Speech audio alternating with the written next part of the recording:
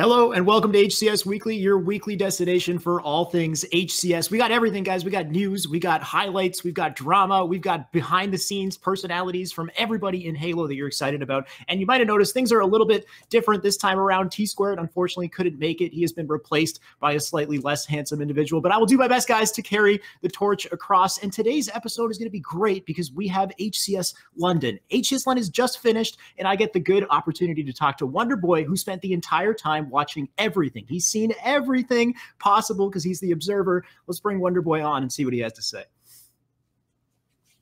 Yo, Alex, how's it going? Good, man. Good. Just trying to find my way through that interview with him. Enough hype to kick things off here. But man, so how are you feeling? You just came off of HCS London. You were observing the matches. Are you experiencing HCS withdrawal? I know I popped into your stream earlier today. How are things going, man?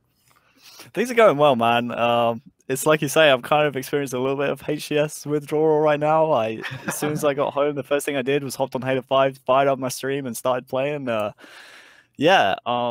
My voice is surprisingly a little bit weak. I know I wasn't casting the whole weekend, but I always forget when I'm observing like how much communication actually goes into it, working with a secondary observer as well. So my voice a little bit fragile right now, especially with streaming earlier as well. But yeah, other than that, man, I'm good. I can't wait to talk about some Halo right now. I'm ready.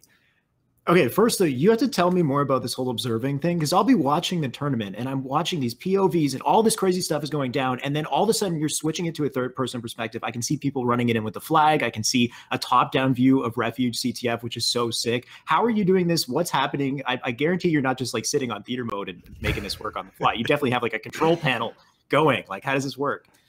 Yeah, so essentially, I always talk about it as I have the best seat in the house to watch Halo, because I have all 8 players' points of view in front of me. I have 4 from red team, 4 from blue team, and I essentially press buttons on a keypad to determine which point of view we go to. That's the simple version of it. I'm looking at a lot of different things, you know, in terms of who to jump on with and when, mainly the kill feed to make sure we catch the tail end of any sweet multi-kills. The other part of my job, the top-down views, the cinematic stuff that you guys see, is I'm actually working with a secondary observer as well, who is in the lobby in observer mode, but their main job is to fly around the map in free cam, capture the stuff in a third-person fly cam perspective, whether it be top-downs on Refuge, highlighting stuff like we saw me and ShyWay, who was the observer with me in London, highlight the shotgun during a reciprocity list. That was sitting there and nobody picked it up. Right. Yeah, because Ogre 2 was like, haven't seen Shoddy in a while, it might be up. So I figured all I had to do was communicate to ShyWay, like, hey, why don't we get a fly cam over in yard, see if the shotgun's up, see if it's there. So I then have another button on my panel which can cut to the observer Xbox's feed, which is what gets you guys all those cool kind of cinematic views and stuff. So it's a little complicated, I won't lie. I'm working every single series all weekend long, but the Gfinity production crew was so fun to work with. Those guys always know how to have a laugh. They put on a great show. So it didn't feel like work, to be honest with you. It was a little exhausting, but I got to see every single kill as it happened. So yeah, it's a fun job. Yeah, I mean, it sounds fun, but I can only imagine that's kind of crazy, though, especially with Halo 5. Like, it's so fast-paced, so you have no time. Like, I can only imagine the person with that observer camera is just constantly flying around thinking of the next location, and you guys got to, you know, communicate back and forth. So I'd say it's no surprise that you lost a bit of your voice in the process, but I'm glad you had a good time, man. Honestly, I wish that you were casting, and I know there's so many people who wish you were casting as well, and I'm sure we'll talk about that as well. But let's try to dive in a little bit into the actual event itself, HCS London. I know I want to talk about grand finals. I'd love to also talk about just the venue, the experience being there, the audience. What's it like, you know, actually having an event in London instead of, you know, having to travel all the way over to NA? We've had events in London in the past. Obviously, you know, they've put on like this, World Championship qualifiers, but of this scale, like you're saying, yeah, it was kind of surreal having worked so many events in that arena to see the best of the best there.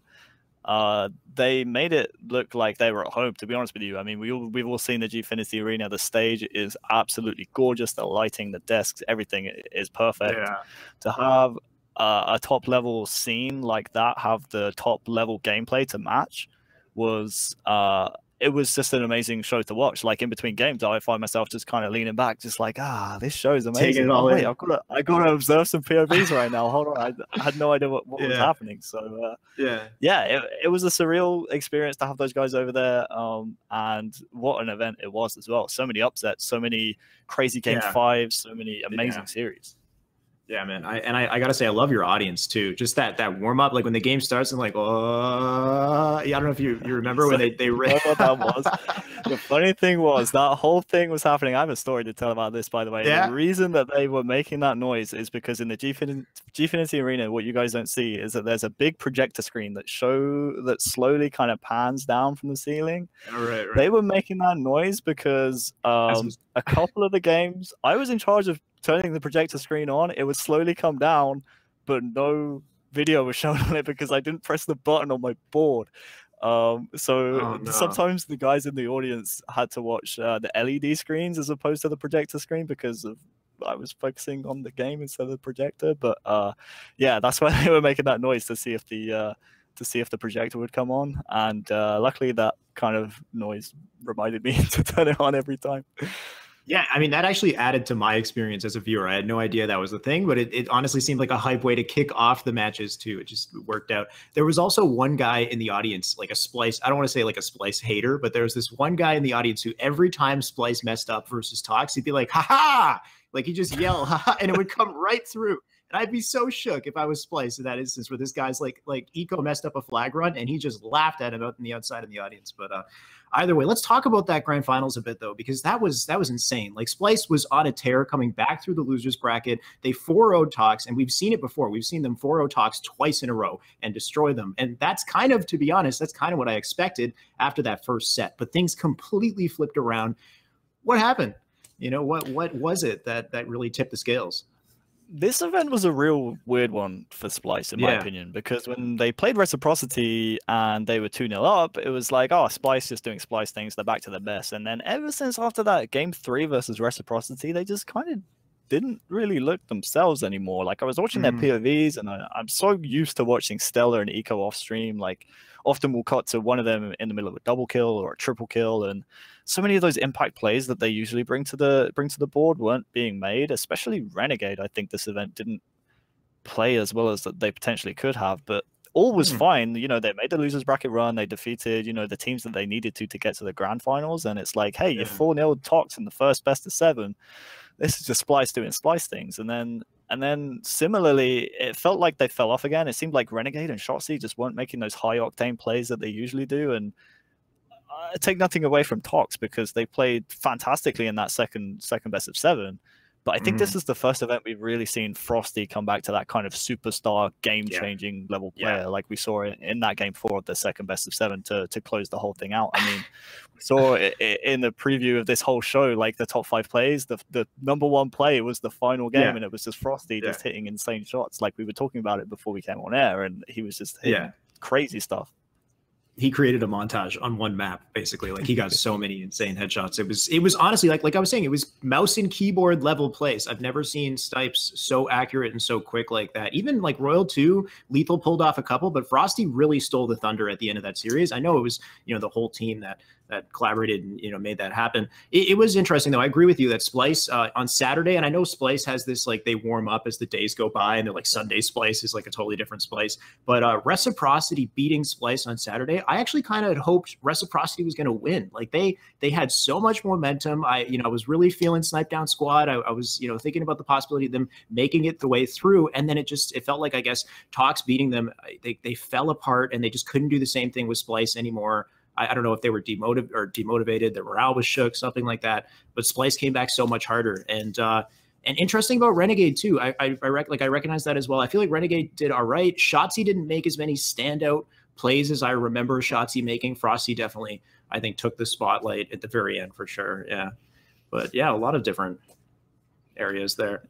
Yeah, in terms of the reciprocity result, beating Splice, in my opinion, I think that reverse sweep against Splice they got on the Saturday will do them heaps of good, because there's one thing that that squad was missing, and it was belief. And now that they have a belief that they can beat the Toxes, they can beat the Splices, albeit they only beat one of them this event, now they have that in their locker. Because think of previously, their last top 3 placing was in Columbus, and it just, to me, didn't seem like that squad had a belief that they could, go past that top 3 barrier.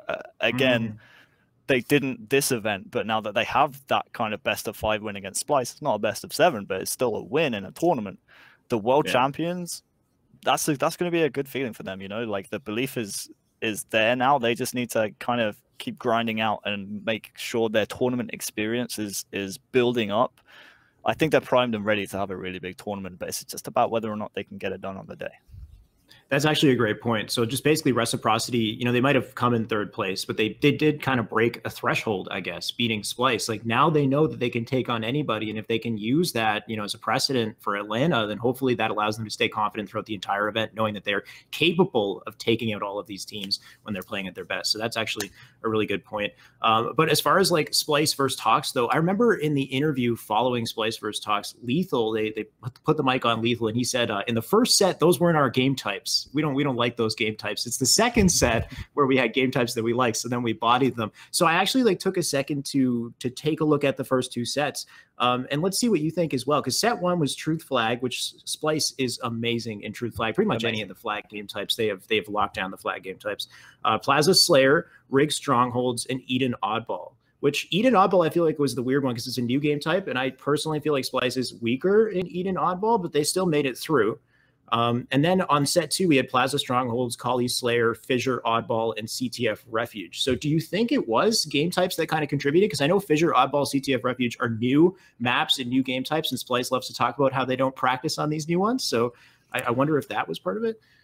Yeah, I think that's maybe a bit of a reach, in my opinion. I see Rig Strongholds as one of Tox's best game types, and that was in set 1, like you said, the first best of 7, and they lost it. I think it was maybe a bit of a reach. The rest of those game types, maybe, for sure, but I know Rig Strongholds is one of the better decision-making game types for Tox, so surprised they lost that one, but you're right in saying the Truth Flag, Rig Slayer, those are both, in my opinion, Splice game types, so... game types 100% play a factor, but I feel like it was more Tox realizing that they had lost that first best of 7 4-0, and they realized they have a second bite of the cherry, so to speak. I'm not sure game types played that much of a role in it.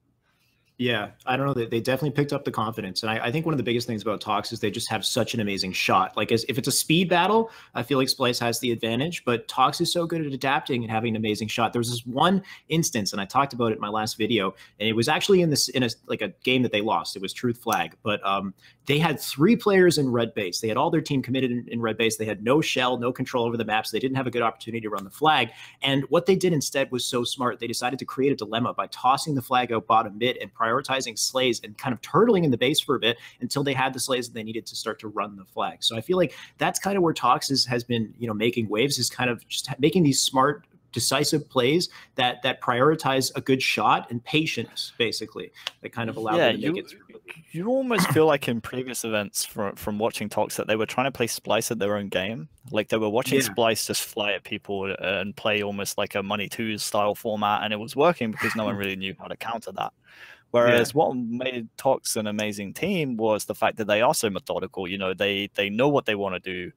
They want to, on Coliseum, for example, someone said this on Team Beyond, actually. They said, they play a standard brand of Halo. They get map control. They try and get Royal 2 in that cave position on Coliseum, for example. And they let him go to town. They just feed off of that, and then they can kind of be a bit more of a methodical kind of game plan style team. So it felt like in the build-up to Worlds, when Tox just couldn't get Splice's number, they were almost trying to play Splice at their own game. Like, they were trying to play too fast. But this event, they just went back to basics. They just had Frosty, on form, which is a massive plus to any team. And they were just playing a little bit more methodical and more planned. Yeah. It definitely, I think so. Leading up to that last game, and I think the last game, it really was the Frosty game changer, because especially, and we saw in the end of that top 5 plays, that last play with the sniper was literally the game saver. Like, not saver, but that was the final flag cap. Like, his teammates had died, the flag was there, he had a sniper, and he got everybody he needed to get. He even picked up the flag and rallied it, kept it in the field to play. Like, that was insane. So I think Frosty playing at his best is like, he's got to be like #1 in the world. He's up there with Shotzzy. And then the fact that Tox were able to maintain. He's a total game changer. And then Tox maintaining their confidence throughout and prioritizing what they're good at, not playing Splice's game. So I agree, man. I think that they really pulled it out. Now, let's take a look at what happened to EU instead, because not to immediately laugh. Okay, so we had a lot of talk coming into this about this being on EU soil. You know, this is it. They're on their home turf. There's no jet lag. There's no, not that I want to say no excuses, but like, this is their biggest opportunity to make something happen here. And unfortunately, I'd say this was one of their lower showings. I remember the old Infused roster with, Jimbo, Kimbo, and the gang. Like, those guys had some high peaks at some points. I think they made it to a top 4 at one point, at least, in one of the previous tournaments. Maybe I'm wrong. But in this one, they didn't make it in the top 8, unfortunately. They're not listed on the top 8. What happened there? Don't want to talk about it.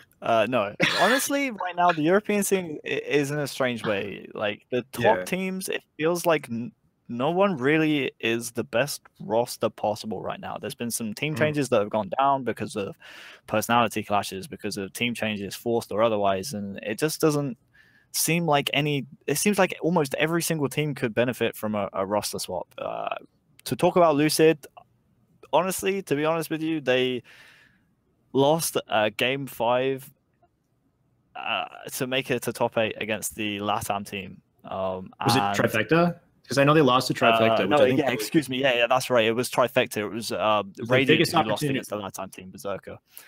They lost to Berserker's the EU Slayer, by the way, because they beat Lucid last time too, right? So Berserker.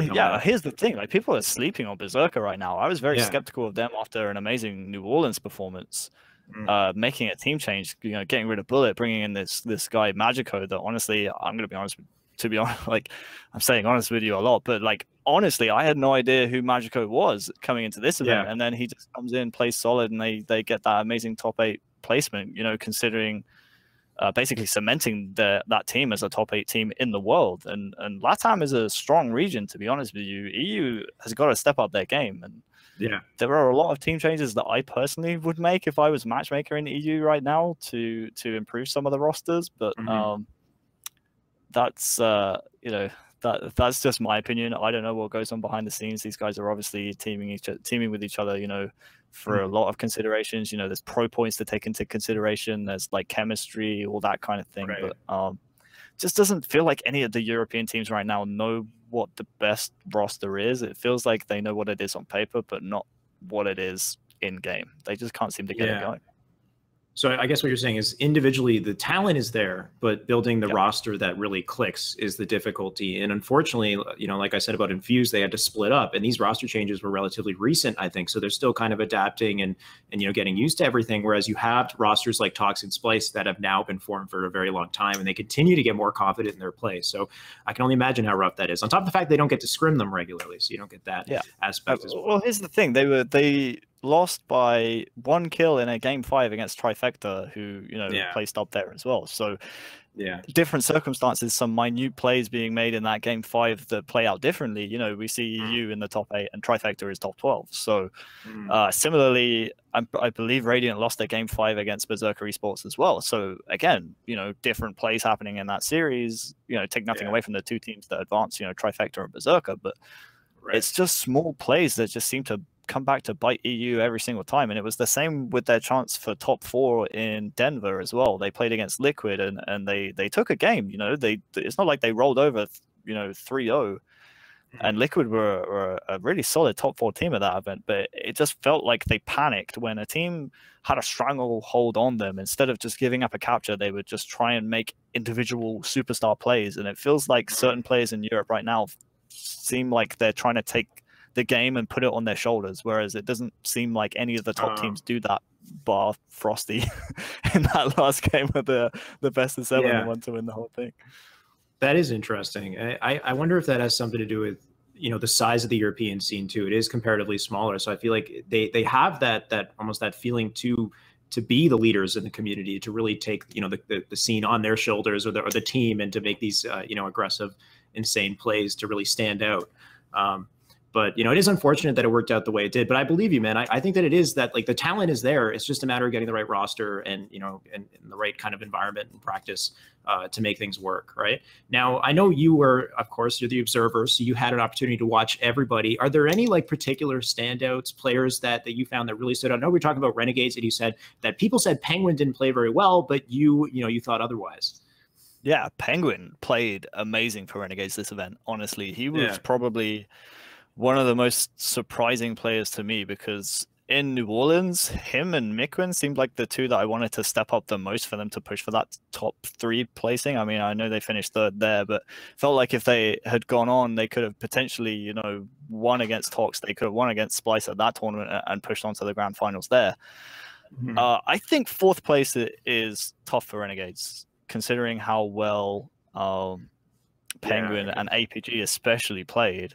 They were really, really solid. I know people didn't really get to see them a lot on stream, but I have the benefit of seeing all 8 POVs, and it seemed like every time I was watching Penguin's point of view, I wanted to switch to his point of view, and every time I did, he like died straight away. So I always had like the curse of the observer going on.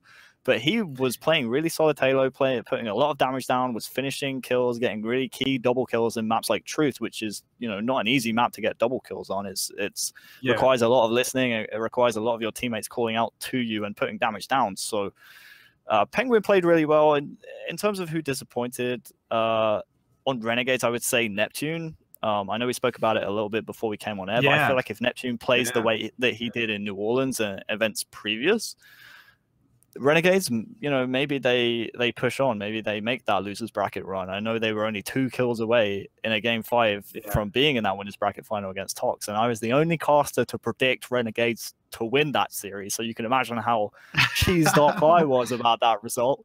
It was close, man. You got close. I was so close, and after that, I just have to keep going for Hail Marys, and none of them are coming off. You got to be that one guy who stands out, dude. Exactly, fine, man. Like, even if I'm wrong, I remember who I am. I'm trying to think of who else impressed, to be honest with you. Obviously, Frosty. I think Royal 2 played very well this event as well. Very used to him playing kind of slower. Sorry, the one where he bounced off the wall. Okay, yeah, because I watched it and I thought it was just, Halo, what was it, Bullet Mag being kind of weird, because it looked like he hit Stellar, but it missed Stellar. If only I had some sort of a link that we could post to the viewers in the chat. You guys might know what I'm talking about. But it went past Stellar, bounced off a wall somewhere through Ring 2, and it killed Eco, like somewhere in some other end of the map. And you might have been able to actually capture that on the back end. What happened there? And that looked like a robot shot. That was insane. That shot that he honestly, I didn't even know that had happened until people had told me afterwards. I remember the shot and I was like, how did he hit that? And then obviously someone told me afterwards that he bounced off like 5 different walls, and I was just like, okay, yeah, that's just I would love to see what that was. Doing Royal 2 things. He was playing really well this event, though. So used to seeing Royal 2 play a little bit slower than the rest of his team. I'm not, some people say that he baits the rest of Tox. I don't think that's the case. I just think he's just one of those slower type players. He's never going to be the first one in. But I saw that a lot this event. He was almost trying to be the catalyst for Tox Gaming, and obviously it worked out because it seemed to release Frosty to play really well. But Royal 2 is making some clutch kills as well. Snipe Down played really well on Reciprocity. I was disappointed what I saw out of Trippy. Because in New Orleans, he was one of the players that I tipped to have an amazing London. And come to London, he just wasn't stepping up as much as he was in New Orleans. So it's really weird how some players were having some amazing kind of turns of form in New Orleans, like Eco and Stellar, and then they come to London and it's like they look like different players. It's definitely a weird one. Yeah, no, there were some great plays from the Reciprocity squad. I don't know too much about Trippy's plays. Like I saw him do some good stuff with the sniper and like followed up with a quick draw.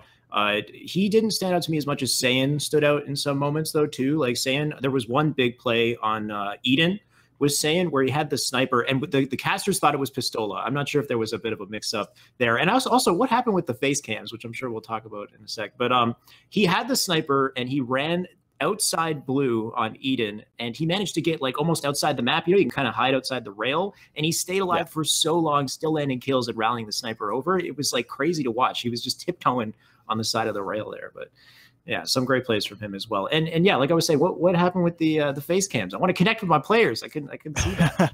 I wouldn't lie, I definitely missed the face cams too. If I remember correctly, I wasn't told why not at the event because I didn't ask. I was just there to, you know, press buttons. But I think Onset said on the Beyond forums there was a tech limitation as to why they didn't have face cams.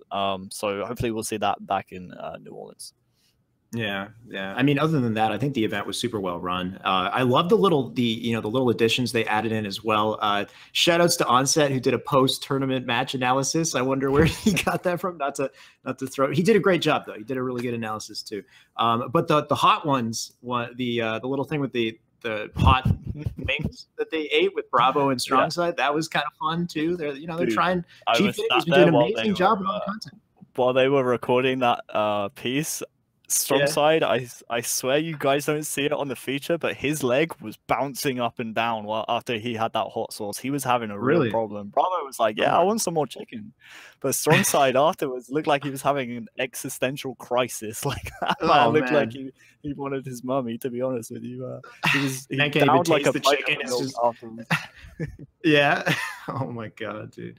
Yeah, well, I mean, not other than that, but overall, Gfinity did a really great job just adding a lot of interesting content in between to kind of keep things going. And it was exciting, man. I love seeing that. I love seeing the gameplay analysis too. So I hope we get to see more of that in the near future.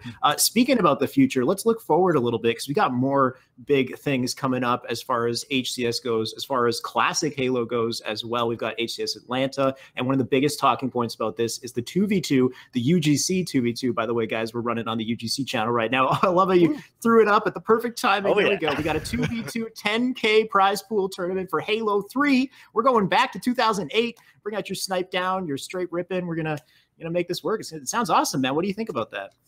Oh, it's amazing. I will always forever be an advocate of classic Halo. I always bring it up anytime possible, but my highest European placing back when I used to compete was on Halo 3. It was during the Halo 4 era, and most of the good players had retired by then, but we went back to Halo 3 for a throwback event, and I came third. I came top 3. I teamed with Jimbo, and I will tell anyone who will listen about that result. Yeah. But guys, 2v2s are an interesting one. I never personally saw Halo 3 as kind of a game type where 2v2s really shined. But it's going to be interesting to see what kind of maps they choose, because I know maps like Construct, it's a pretty big map vertically, and from that there's a lot of hiding places which might lead to a lot of stale gameplay broadcast wise. But obviously then you have maps like Narrows, if you incorporate flag, could be quite interesting. So my initial thoughts are what the settings are going to be and how they're going to incorporate that in terms of tournament gameplay. But Halo 3 is a classic game. We all love it. That's what really sparked my love of competitive Halo is competing in Halo 3 and also watching the old MLG Halo 3 days, from 2008 through to 2010, 2011, that kind of era. That's what drove me to compete myself. So always happy for Halo 3 to come back. Honestly, man, whatever gets a huge, passionate community of Halo fans together, all celebrating the same thing, that's all I want to see, man. If it's Halo 3 that's got to do it, it's Halo 3 that's got to do it. But I'm also a Halo 5 fan, as you guys know. But you weren't kidding about being good at Halo 3, guys. This is no lie. Wonderboy knows his stuff. And okay, this isn't the best example, let's say, but EGLX, we had the throwback gameplay, and you had to run Halo 3 throwback maps in Halo 5, and you were killing it. You were destroying Walshy. You were, taking out the whole team that we put destroying together. Walshy's easy, man. Literally anyone can destroy Walshy, but we're talking about snipe down. We're talking about current pros like L-Town, Spartan. Yeah, they were on there too. And you're doing a great job, man. Yeah, they were doing okay. Their shots were okay, but mine's back on the throwback stuff. Okay, maybe we'll see it. Maybe we'll see. We got a 2v2 coming up. And I'm the best player in the game. Okay, all right, fair enough. Now, what you were also saying though about 2v2s is kind of interesting. Is I feel like 4v4 is better for Halo 3 than than 2v2. I don't remember so much about 2v2. I did go back and I watched T Squared's Fragging Like a Pro analysis video, one of them that he had on the 2v2 gameplay, and it was on Guardian, and it was basically just controlling the same area of the map, that one area with the overshield and the sniper, and just holding that with all the power weapons and just, you know, assaulting them as they try to push up on you. And it's cool, but I don't know if that would be as dynamic and interesting as like 4v4, where there's a lot more action, a lot more different things, you know, happening, as opposed to just controlling that one location. So yeah, like adding the flag objectives, I think that'll make things exciting if they do that. So I think I understand the DreamHack Atlanta situation where you have a Halo 5 tournament already out there. The HCS wants to try and get as many people involved as possible and try and make use of as many stations as possible. How do you do that? Well, you take a 4v4 tournament, you cut it in half. You've only got two players per team, which means you can allocate twice as many stations. And you know, just the barrier to participation is reduced just that little bit. So instead of finding 3 friends, you just got to find 1, and then you just turn up and play. I do like the idea to run Halo 3 2v2s as an kind of putting your toe in the water in terms of what to do for later seasons. You know, they're going to be keeping an eye on how the stream numbers perform when Halo 3 is on stream, and, you know, how generally it is perceived. Because if those numbers go up, you know, if those streams, you know, gets more eyes on the stream when Halo 3 is on, well, guess what? That's going to attract more sponsors, because more eyes means more sponsors are going to want to be involved. And that's ultimately what the HCS wants to do.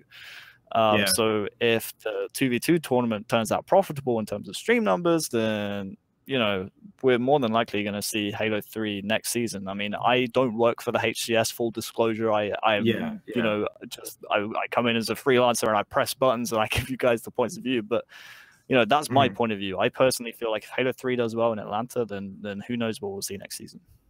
Yeah, it's interesting. I mean, it's not unheard of, the idea of having a game that did come out in 2007 and still be prominent today. I mean, I'm a huge Super Smash Brothers Melee fan, and it came out in 2001, and it's still killing it today, right? So it is possible.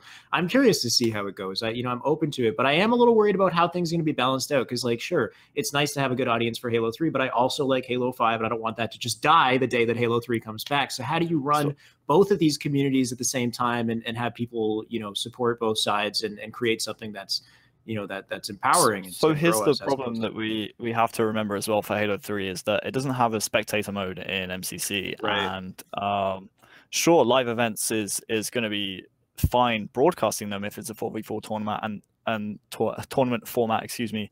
And that's you know, if that's going to be your flagship title, that's all well and good. But guess what? Without a spectator mode, you can't run stuff like online broadcasts, online cups. You can't broadcast your esport unless it's in a live event environment. So that's just one caveat to try and remember if the community were to go back to Halo 3. I'd love it and all, but to be honest with you, I'd be out of a job. Like I wouldn't be able to, you know, cast any of the online Halo stuff. I wouldn't be able to watch online Halo unless pros were streaming it. So there's definitely pros and cons to weigh up if it, you know, comes to going back to a different game. And that goes for any game as well, you know, whether it be Halo 3, whether it be Halo 2 Anniversary, any of the games in the Halo Master Chief Collection, none of them have spectator mode. So that's, that's a big problem. So that is a limitation. Of course, at the big events, you can get the observer mode gig thing going on, but other than that, it might be hard to run, like you said, the online stuff. H2A, honestly, I thought was really great too. Just the limitation was the maps. Like, imagine if we had a full roster of maps for H2A. I honestly think that could have, you know, gone on longer than it did.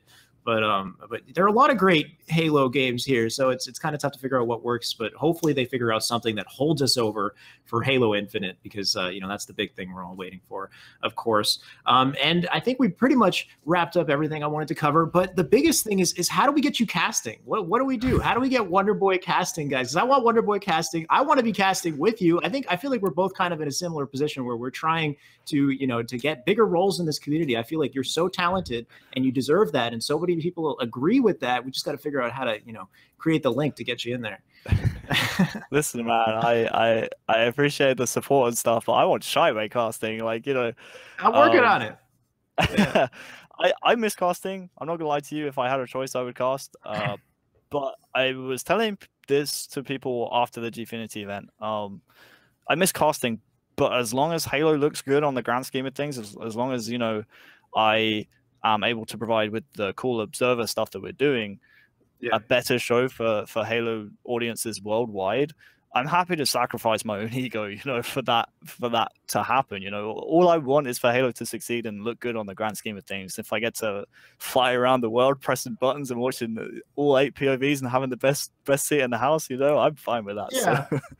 I mean, as long as you're doing what you love, man, because I thought, like, you know, at the end of the day, it's not like, not that I want to bring ego into it, but it's just to be able to do what you love to do, man, to cast Halo that you love to play, and, you know, to be there and be surrounded by the energy of it all. So I think that's the ultimate objective. But yeah, even if you're just pressing the buttons, you're still there. I just think that we got to see more of you, man. Maybe not casting specifically. And that's why I had brought up this idea of analyzing gameplay, because it kind of fits itself in as content, you know, in between, as opposed to trying to interrupt like the casting schedule that they have. So maybe there's some way that you can be included in other types of content, or we can run some other types of things to allow everybody to have, you know, a spot to shine and to keep the event exciting throughout, man. We'll see. Yeah, I think I struggled this season, to be honest with you, because there wasn't any 2Ks broadcasted for EU Halo. All the 2Ks that are broadcast are broadcast from the NRG studios in New York, and they're just for the North American 2Ks. And the season before, and every season before, this season was my first season not casting any online Halo, and it wasn't until, you know, the NA 2K started and I was watching the broadcast with Elamite and Golden Boy, and I was like, wait a second, there's something missing from my life. Like, I haven't casted Halo in, like, the last series I casted was in Columbus, and that was back in March. So we're talking like 6 months ago now. I miss it a lot. Given the opportunity, I would love to cast again, but it's like I said before, you know, getting you up there first, I think it's my main priority, because, you know, observing is the best seat in the house. Yeah, for sure, man. We need you next to the big screen doing live analysis and stuff. Yeah, whatever I'm doing, even if I'm coming to Atlanta just to watch Atlanta, I feel like I need to be there. Like, you know, I don't want to be that guy, but I don't know if Atlanta's the last Halo 5 event. Like, I hope there's more big events, but like, we're getting to the end of the cycle here. I don't know how much time I have left to actually do something. So I really don't. Even if I'm just watching, man, I'll see what I can do. And I hope to see you there as well, man. I hope to see you more and more prominent, and I hope to see Halo getting bigger and stronger, so that we have more opportunities and more, you know, ways for everybody to shine in the spotlight here. But honestly, man, I think I've covered everything I wanted to. It was amazing talking to you. Do you have any like big shout outs, or anybody you want to shout out for the end of the stream here? Shout out to my guy ShyWay. He does some amazing gameplay analysis. Check out his Twitter, add the ShyWay, 100%. You got to do that. Thanks to UGC for having me on board. Hashtag free T2, by the way. You can go to the UGC store and get this. This is such a comfortable shirt, and it looks amazing too. Free T2, guys. There you go, UGC. I got you guys a plug. Aren't you guys happy that I came on this show? Thanks to Gfinity for running such an amazing event the past weekend. They did amazing with the content. Thanks to Tashi and HCS for constantly having me on board, and hopefully, you know, we can continue that working relationship we have. And outside of that, you know, thanks for having me here. I'm just, you know, happy to talk about Halo anytime. Yeah, man, anytime. Awesome to have you. Thank you so much for coming by. And I guess that wraps up things for today. Thank you guys for joining HCS Weekly. As you already know, this is our weekly update on everything happening in the HCS. You guys got your fill today. We'll be back next week, and it'll be T-squared. Like I said, slightly more handsome. This guy, I'm sure he'll carry it over and make it work. But I'd be happy to come back, guys. If you need me, I'll be around. We'll do some more interviews. We'll talk about Halo Infinite, about anything Halo. I'm always around. I'll be breaking down gameplay, keeping things hot. I'll see you guys around. Have a good night.